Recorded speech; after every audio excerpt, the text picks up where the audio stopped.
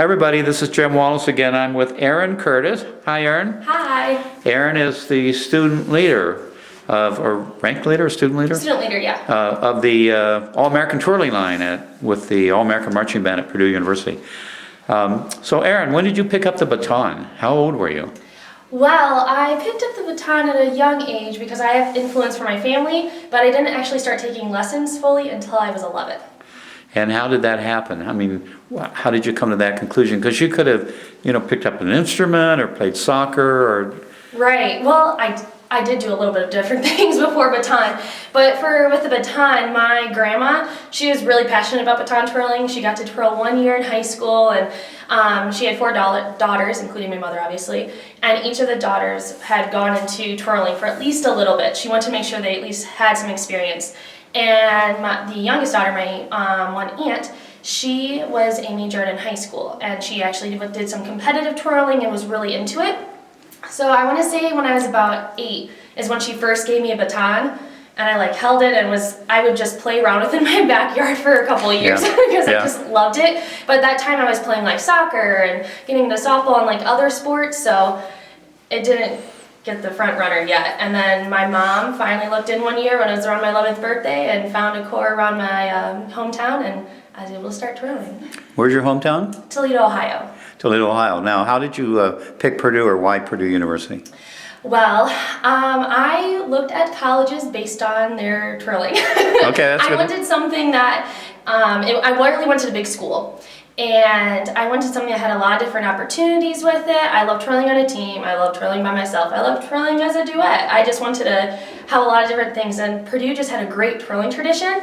And then in the end, it had the best kind of education program that I wanted, had study abroad opportunities. I loved the campus, and it was just far away enough from home. So it turned out being the whole package. Do your mom and dad come and watch you very often? Yes, my mom makes it for a good amount of games a year, which I'm really impressed by. Yeah.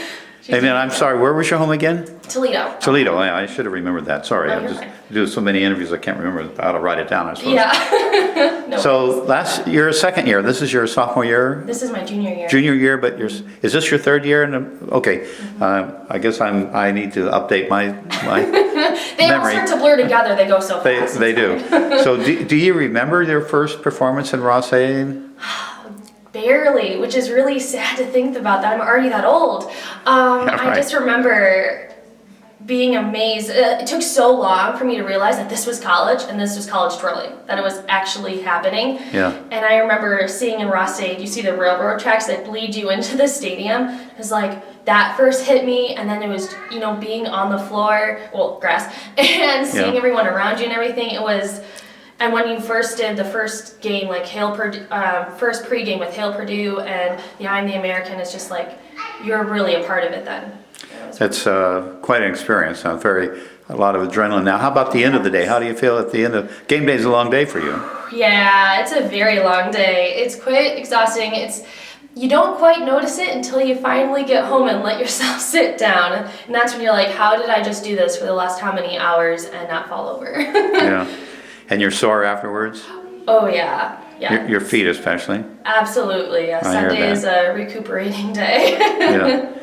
So you spend the week on the whole field, the drill field, and part of what you have to do is not only work on your routines and your choreography, but where you're supposed to be on the field. Yes. Talk to me a little bit about that. Who makes those decisions? How do you get from point A to point B and make those decisions, when to go and so on? As for halftime with the tracks and Halftime, stuff? Yeah. So in the past, we are usually told by the directors with what our charts are, and we'll do the same thing just as the marching band members do, or the instruments, and that's how we know where to go. This year, we're given a little bit more liberty, so we're going to basically go where we can fit. Yeah. And that's how it kind of works out. I gained a lot of respect for all the instrumentalists who have to do this every game with a different place to go.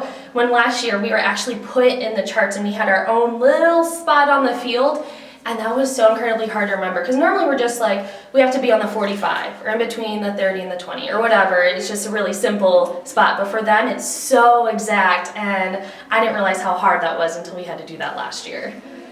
And as you move from point A to point B, you don't want to run into the tubas or something like that. Yes, that That is also another very difficult thing. Great. Well, we've about used up your time, and I know that you have to get to a performance over at the Yes, soccer we do. field. Anything else you wanted to add that that I left out? I don't think so. Okay, have a good performance over there, and thank you Thank for taking you. the time to do this interview. Yeah, thanks, Jim. Bye.